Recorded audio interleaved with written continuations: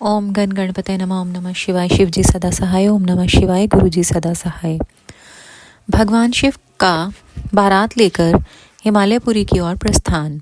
ब्रह्मा जी कहते हैं, मुने, तदनंतर भगवान शंभु ने नंदी आदि सब गणों को अपने साथ हिमाचलपुरी को चलने की प्रसन्नता पूर्वक आज्ञा देते हुए कहा, तुम लोग थोड़े से गणों को यहाँ रखकर शेष सभी लोग मेरे साथ बड़े उत्साह और आनंद से युक्त हो गिरिराज हिमवान के नगर को चलो।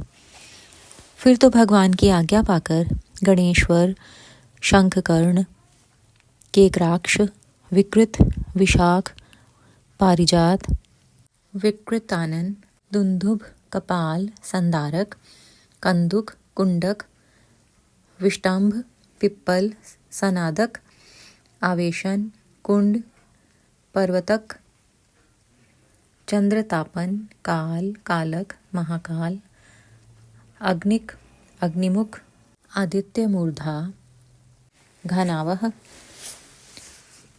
सना, कुमुद, अमोघ, कोकिल, सुमंत्र, काक, पादोदर, संतानक, मधुपिंग, कोकिल, पूर्णभद्र, नील, चतुर्वक्त्र, करण, अहिरोमक, यजवाक्ष, शतमन्यु, मेघमन्यु, काष्ठागूढ़, विरूपाक्ष, सुकेश, वृषभ, सनातन, तालकेतु, षणमुख, चैत्र, स्वयंप्रभु, लकुलीश, लोकांतक, दीप्तात्मा, दैत्यांतक, भृंगिरिटी, देवदेवप्रिय, अश्नि, भानुक, प्रमथ तथा वीरभद्र अपने असंख्य कोटि कोटि गणों तथा भूतों को साथ लेकर चले।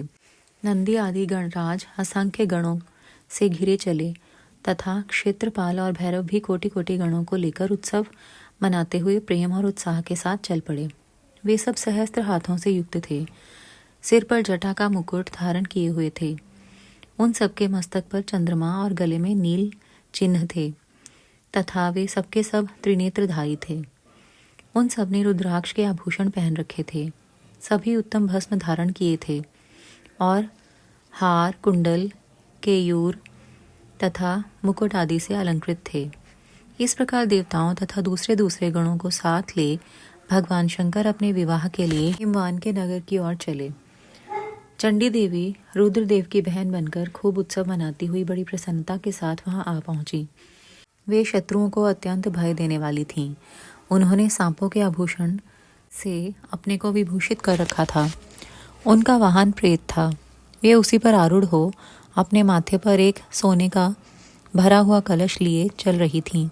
वह कलश महान पुंज से प्रकाशित हो रहा था। उन्हें वहां करोड़ों दिव्य भूतगण शोभा पाते थे, जिनका रूप विकराल था।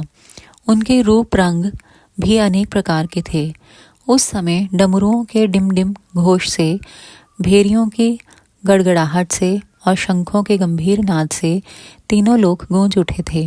दुंदुभियों की ध्वनि से महान कोलाहल हो रहा था।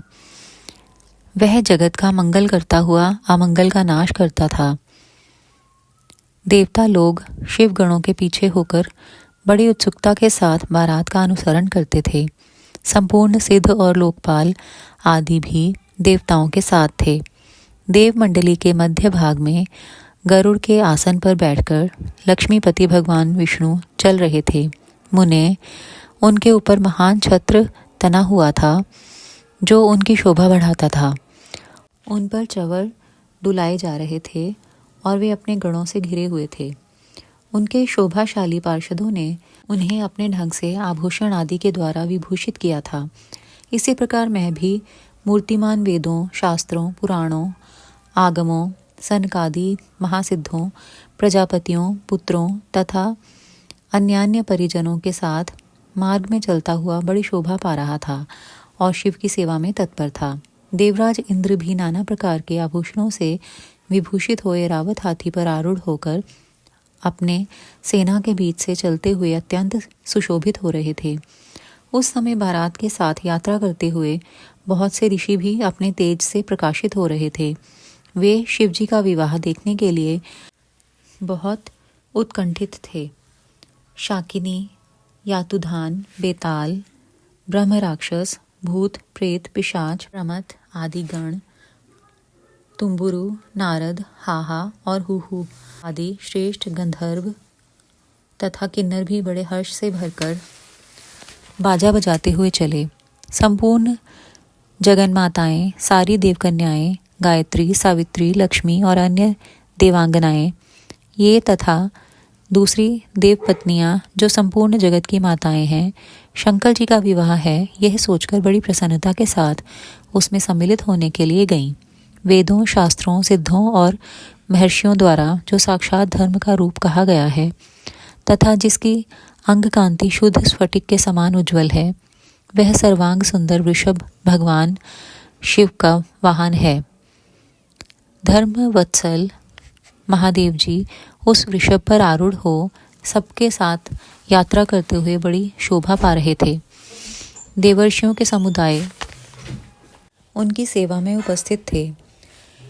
इन सब देवताओं और महर्षियों के एकत्र हुए समुदाय से महेश्वर की बड़ी शोभा हो रही थी। उनका बहुत श्रृंगार किया गया था। वे शिवा का पाणी ग्रहण करने के लिए हिमालय के भवन को जा रहे थे। नारद इस प्रकार बारात की यात्रा संबंधी उत्तम उत्सव से युक्त शंभु का चरित्र कहा गया। अब हिमालय नगर में जो सुंदर वृत्तांत घटित हुआ उसे सुनो। शुक्राना गुरुजी महाराज।